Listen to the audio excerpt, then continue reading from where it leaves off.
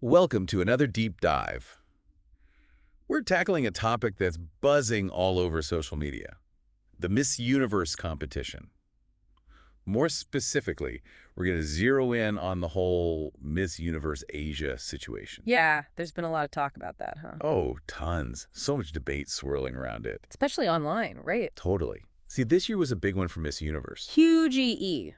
Over 100 contestants. And on top of that, they decided to do something totally new. They added these Continental Queen titles. Right, for the first time ever.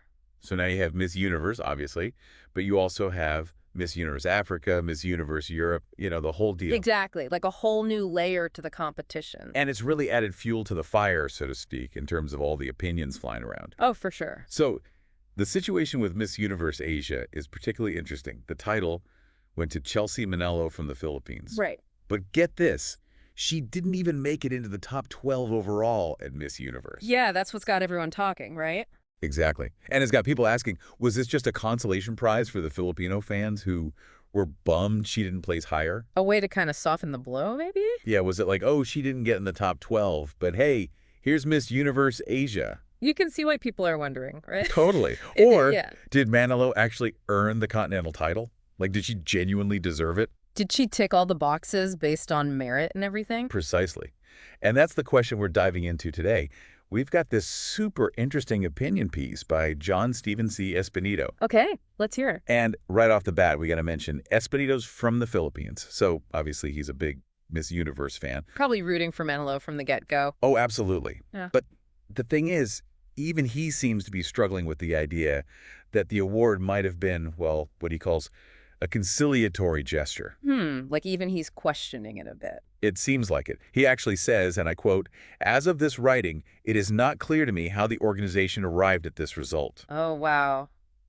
That's pretty telling. Right. It just throws the whole judging process into question. Totally. Like, what are the criteria for these continental titles? Exactly. Is it just based on the judges' opinions? Or are there specific things they're looking for? And is the Miss Universe organization being transparent about how they choose these winners? Yeah. Like, shouldn't that be clear? You'd think so. If you think about it, if the Olympics suddenly introduced continental champions and nobody knew how they were chosen, people would freak out. Oh, 100%. So already we're seeing that there might be more to this Miss Universe Asia title than meets the eye. Maybe it's not just a runner-up prize. Maybe there's a whole other set of criteria involved. Right. Now, despite Espinito's initial reservations, he ultimately argues that Manalo did deserve the Miss Universe Asia title. Okay, interesting. So how does he justify that? Well, he points out a bunch of her qualities. He talks about her unwavering dedication, her multicultural background, her calm demeanor, and of course her captivating beauty. So are those the qualities that typically come to mind when you think of a Miss Universe winner? That's a good question. It makes you wonder if there's a different set of expectations for these Continental Queens. And that leads to another thought. What should those criteria be? Like, if you were in charge of Miss Universe, what qualities would you prioritize in a Continental Queen? What would make someone the perfect representative of their region? And how would that differ from what you'd look for in Miss Universe as a whole? Those are some really great questions to consider. Definitely. We've stumbled onto a real rabbit hole here. And we're going to dive right in. Before we do, Espinito mentioned something else that I think we need to unpack. He specifically thanks Manalo for being, and I quote, an ambassador for Asia to the universe. Ambassador for Asia. I like that. Right. That wording seems very intentional. It does. It's like he's saying she's more than just a pretty face with a crown. Exactly. Yeah. Like she's got a real responsibility to represent this massive, diverse region on a global scale. Which raises another question. What does it even mean to be an ambassador for a place as complex and multifaceted as Asia? And has the Miss Universe organization even defined what that role entails? Or is it up to each continental queen to figure it out on their own? Tons of questions popping up here. Sure. But before we get ahead of ourselves, let's circle back to Espinito's piece. There's this one section where before we jump back into Espinito's opinion piece, I think it's important to, zoom out a bit. Okay, I like that. Get the bigger picture. What are we zooming out to? Well, we're focusing so much on this one specific case, right? Miss Universe Asia, Chelsea Manalo, the whole debate. Right, right. But I think it's helpful to remember that the Miss Universe competition as a whole Well, it has a pretty long history. Oh, for sure. Decades, right? Yeah, and it's not like it's stayed the same this whole time. It's changed a lot over the years. Like beauty standards are different now than they were 50 years ago. Exactly. And the way we think about, women's roles, representation, it's all evolved. So we can't just look at this year's competition or even this one specific title in isolation. Right. It's all connected to this bigger story. And I think that's something people forget sometimes. Oh, totally. It's easy to get caught up in the moment. For sure. What else are we zooming out to? Globalization, that's a huge factor here. Okay, yeah. How so? Well, think about it. Miss Universe brings together all these women from all over the world. Representing different countries, cultures, everything. Exactly. And that wasn't always the case. True. The world was a lot less interconnected back in the day. So on the one hand, you have each woman representing her individual country or background. Right. But then you also have this idea of national or even continental identity. It's like, how do those things play together? That's a good point. It's not just about individual women anymore. It's about what they represent. And then you add in these Continental Queen titles. Which is a new thing. Totally new. And it makes you think, is the Miss Universe organization trying to keep up with these, global shifts? Trying to adapt to a world where representation is so important. Exactly. Maybe they're realizing that one single Miss Universe Can't represent all the different kinds of beauty in the world. Right. You can't put that all on one person. So it makes sense to have these Continental Queens as well. But then that takes us back to the big question. What are these continental titles really about? Are they just about, regional beauty standards? Or are they something more? Are they about celebrating different cultures? Or promoting a certain vision of what it means to be a woman from that region? And how is that different from what we expect of Miss Universe overall? Is there a hierarchy there?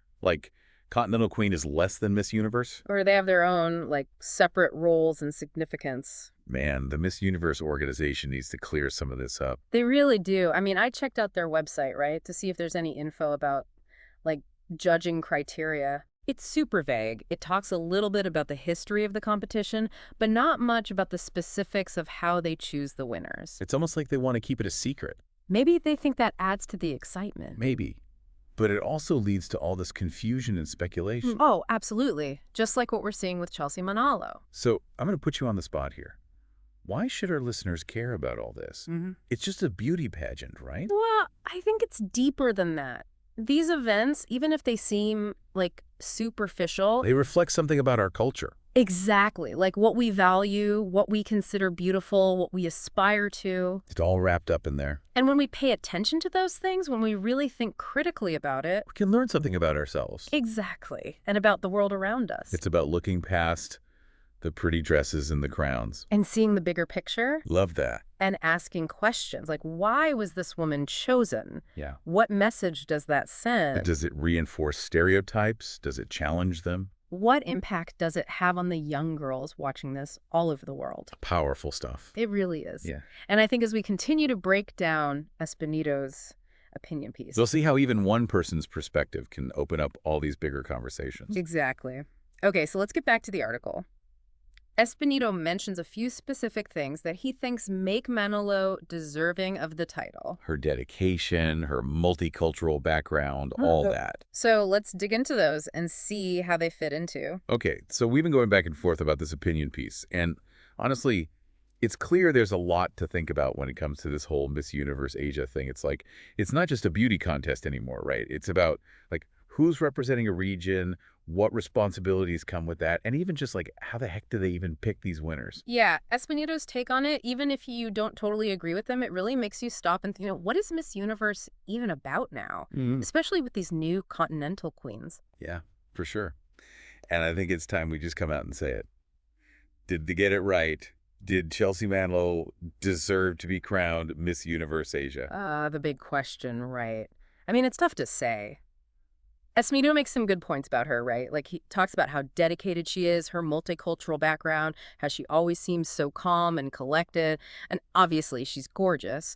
But is that what makes a Miss Universe Asia? Right, is that what we're looking for? Are those the qualities that are supposed to represent an entire region? It kind of makes you wonder, what are we even trying to do with these competitions? Do we want someone who really embodies the specific traits of their region? Or someone who can, Go beyond that. Someone who can represent Asia to the rest of the world. And how is that different from what we expect from Miss Universe as a whole? Is there a difference? It feels like the Miss Universe organization needs to be a lot clearer about all this, Yeah. Like, what do they want from these Continental Queens?